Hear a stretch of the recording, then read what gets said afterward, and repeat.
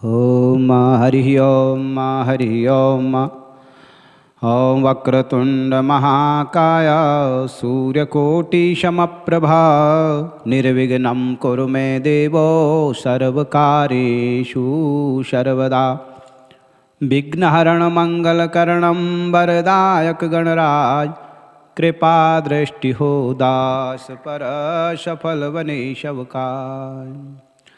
ओम गुरु ब्रह्मा गुरु विष्णु गुरुदेवो महेश्वरा गुरु साक्षात् परब्रह्मा तस्मै श्री गुरुवे नमः।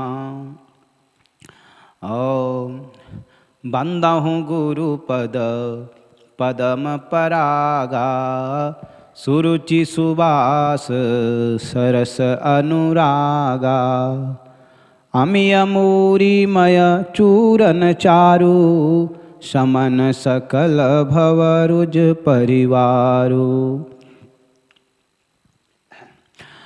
उघरही बिमल बिलोचन ही के मिटहि दोष दुख भव रजनी के दलन मोह तम सोस प्रकाशु बड़े भाग उर आवहीं जासु। गोस्वामी तुलसीदास जी महाराज ने ये जो वंदना की है, ये सबसे पहले उन्होंने गुरु की वंदना की है और गुरु को सब संतों ने जो है महत्व दिया है कि गुरु क्या है, गुरु के बिना ज्ञान नहीं होता है, इसलिए गुरु का होना जरूरी है। क्योंकि गुरु जो है, गुरु ने ही हमें भगवान तक का रास्ता दिखाया है, इसलिए सबसे पहले हम गुरु की वंदना करते हैं। कबीरदास जी ने भी गुरु की वंदना की है, उन्होंने भी कहा है कि गुरु गोविंद दोऊ खड़े काके लागों पाएँ और बलिहारी गुरु आपने गोविंद दियो बताए। तो इसलिए जो है गुरु की महिमा सब संतों ने बताई है और रामायण में यही कहा गया है कि रामायण में हो या भागवत में हर ग्रंथों में गुरु की महिमा का वर्णन है। और आत्मज्ञान वैसे तो वास्तविक जो आधा गुरु तो विवेक है मनुष्य का, लेकिन उसके साथ जीवन में बहुत सारी ऐसी बातें जो मनुष्य की समझ में नहीं आती है कि भाई हमें कहाँ पर अपने मन को समझाना है। तो दुख की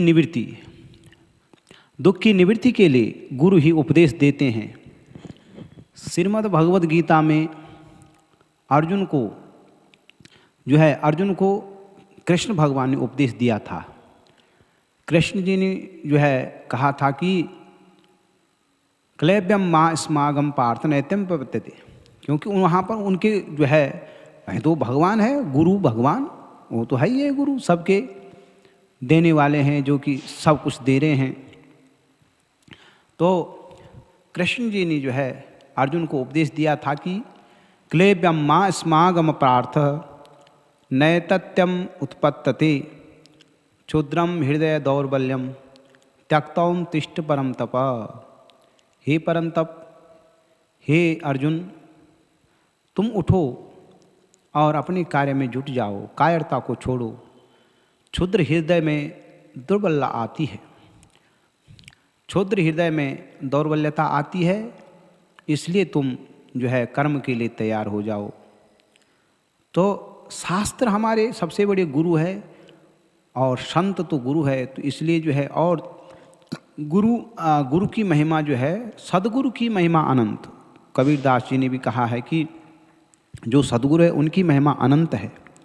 तो कबीर जी कहते हैं, संत कबीर जी कहते हैं कि सतगुरु की महिमा अनंत, अनंत किया उपकार, आलोचन अनंत उघाड़ियाँ और अनंत दिखावन हार। तो इस प्रकार से जो है सतगुरु की महिमा का जितना वर्णन किया जाए कम है। तो जो है दत्तात्रेय जी थे, जो दत्तात्रेय, उन्होंने भी 24 गुरुओं को माना है। तो दूसरी बात यही है कि जो संत और कहा गया है कि दुख निवृत्ति के लिए यही बात कही गई है कि आदत बुरी सुधार रे, तेरा हो गया भजन। मन की तरंग मार दे, तेरा हो गया भजन। कर मन पे अधिकार रे, तेरा हो गया भजन। आदत बुरी सुधार ले, तेरा हो गया भजन। तो फिर जो है ना, जो बुरी आदतें हैं उसको तोड़ना चाहिए और भ्रम में नहीं जीना चाहिए। इसलिए ये आदत, जो बुरी आदतें हैं, ये हमारे दुश्मन हैं। कहते हैं कि क्रोध शत्रु, आलस्य शत्रु, काम शत्रु, इनसे दूर रहना चाहिए। तो संत कबीर, गोस्वामी तुलसीदास अपने समय के जो है बड़े विद्वान थे, तुलसीदास जी महाराज। तो उन्होंने पूरे जो रामचरितमानस में जो है ये जो लिखी है, उन्होंने जो है उत्तरकांड में जो कलयुग का वर्णन किया है, उसमें जो है यही लिखा है कि नारी विवश कर सकल गुसाई, नाचे नर नटवर की नाई। कि कुछ लोग नारी विवश भी हो जाएंगे, जैसे नारी बोलेगी तो ऐसे ही वो मनुष्य करेगा।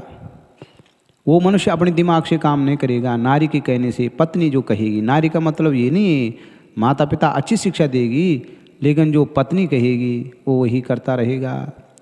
मतलब कोई भी हो, इसमें जो है मनुष्य थोड़ी देर के लिए ऐसा सोचता है, लेकिन जब वो उसका परिणाम अच्छा नहीं देखता है तो जो है वो फिर अपने दिमाग से काम करने लग जाता है। मनुष्य जब पत्नी की बात को सुनता है, अच्छा नहीं लगता, तो अपने दिमाग से करता है।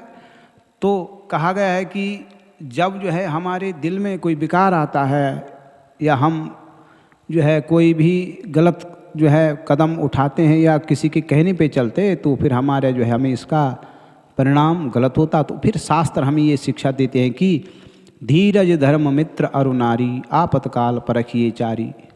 तो जो धीरज है वो सबसे बड़ा शस्त्र माना गया है। तो इसलिए जो है धर्म की हमेशा विजय होती है। अब ये कोरोना संकट तो धीरे धीरे दूर हो ही रहा है और लोग इससे भी भयभीत हो गए थे, क्योंकि मठ मंदिर जहाँ भी सत्संग होता था, खुले विचारों से कुछ भी नहीं हो पाया। जबकि इसका एक निवारण है विचारों का परिष्कार करना, अपने मन की बातों को और अपने जो मत है उनको आगे जो है बढ़ाना, अपने गुरुओं से कहना, व्यक्त करना, ये सब कुछ है। और शास्त्रों की जो शिक्षा है वो हमें शांति प्रदान करती है। और जो है भागवत गीता यही संदेश देती है, क्योंकि 18 पुराणों में व्यास जी ने यही निष्कर्ष निकाला है कि अष्टादश पुराणेषु व्यासस्य वचनम द्वयम, परोपकाराय पुण्याय पापाय प्रपीडनम। तो जो है परोपकार करेंगे तो पुण्य मिलेगा, और दूसरे को सताएंगे, दूसरों को दुख देंगे तो पाप चढ़ेगा। इसलिए शास्त्रों ने यही कहा कि अच्छे कर्म करो, संसार में रह के अच्छे कर्म करो। और हमारी बुद्धिजीवी मैथिली शरण गुप्त एक कवि थे, उन्होंने कहा है, कवि मैथिली शरण ने, कि विचार लो कि मृत्यु हो न मृत्यु से डरो, कभी मरो परंतु यो मरो की याद जो करें सभी। और यही पशु प्रवृत्ति है कि आप ही चरिए, मनुष्य है वही कि जो मनुष्य के लिए मरे। फिर उन्होंने ये भी कहा कि भाई देखो, ये मृत्यु से न डरो, मृत्यु तो एक जो है विश्राम स्थल है ना। इसलिए जैसे जो है कहते हैं कि निर्भय स्वागत करो मृत्यु का, मृत्यु एक विश्राम स्थल, जीव जहाँ से फिर चलता है धारण करने नूतन संबल। तो इसलिए जो है मरना सबने है, लेकिन जो है यही एक प्रार्थना कहते हैं, हमें हमेशा ये बात याद रखनी चाहिए कि किसी के काम जो आए उसे इंसान कहते हैं, और पराया दर्द जो समझे उसे इंसान कहते हैं। तो सुनिए, किसी के काम जो आए उसे इंसान कहते हैं, किसी के काम जो आए उसे इंसान कहते हैं, पराया दर्द जो समझे उसे इंसान कहते हैं। यूं भरने को तो दुनिया में, यूं भरने को तो दुनिया में पशु भी पेट भरते हैं। जो मिल और बांट कर खाए उसे इंसान कहते हैं। जो मिल और बांट कर खाए उसे इंसान कहते हैं। किसी के काम जो आए उसे इंसान कहते हैं। पराया दर्द जो समझे उसे इंसान कहते हैं। पराया दर्द जो समझे उसे इंसान कहते हैं। किसी के काम जो आए उसे इंसान कहते हैं। तो इस प्रकार से जो है इंसान उसे कहते हैं जो पराया दर्द समझता है और दूसरों की सेवा करता है, लोकोपकार करता है, लोगों का उपकार करता है। तो फिलहाल जो है इस संदर्भ में आज का विचार इतना ही है। तो सर्वे भवन्तु सुखिनः, सर्वे सन्तु निरामयः, सर्वे भद्राणि पश्यन्तु, माँ कश्चित् दुख भाग भवेत्। लेकिन जाते जाते एक बात जरूर बताता हूँ। कुछ बातें संत जनों को ये भी भ्रमित भी कर लेती है कि जैसे कोई साधक है उनको कोई फलाने ने ऐसा कहा, ये नहीं है। क्योंकि सबसे बड़ा संत गृहस्थ को बताया गया है कि गृहस्थ धर्म सबसे बड़ा है। और हमारे संतों ने भी गृहस्थ के बारे में कि गृहस्थ को कैसे रहना चाहिए। तो वैसे सबसे बड़ा गृहस्थ आश्रम है और गृहस्थी संत सबसे बड़ा संत है। मतलब बड़े छोटे का यहाँ सवाल नहीं, लेकिन फिर भी जो है जो दर्जा देते हैं शास्त्र वो गृहस्थ को देते हैं। क्योंकि गृहस्थ जो है सबका पालन पोषण करता है। और कुल मिला करके जो है कहते हैं ना कि देखो गृहस्थाश्रम, या वो कहते हैं कि जो है धन्यो गृहस्थ, भागवत में एक श्लोक लिखा है कि वो गृहस्थाश्रम धन्य है जहाँ जो है माता पिता बच्चों को अच्छे संस्कार दे। वो गृहस्थ आश्रम धन्य है जहाँ माता पिता बच्चों को अच्छे संस्कार दे रहे हैं, उनको योग्य बना रहे हैं, समाज सेवा के लिए उनको तैयार कर रहे हैं और साधु संतों की सेवा कर रहे हैं। तो सभी सज्जनों को मैं जो हूँ शुभकामना देता हूँ और सभी दीर्घायु हो, हमेशा प्रसन्न रहे। सर्वे भवन्तु सुखिनः, सर्वे सन्तु निरामया, सर्वे भद्राणि पश्यन्तु, माँ कश्चित् दुःख भाग् भवेत्। ओम शांति।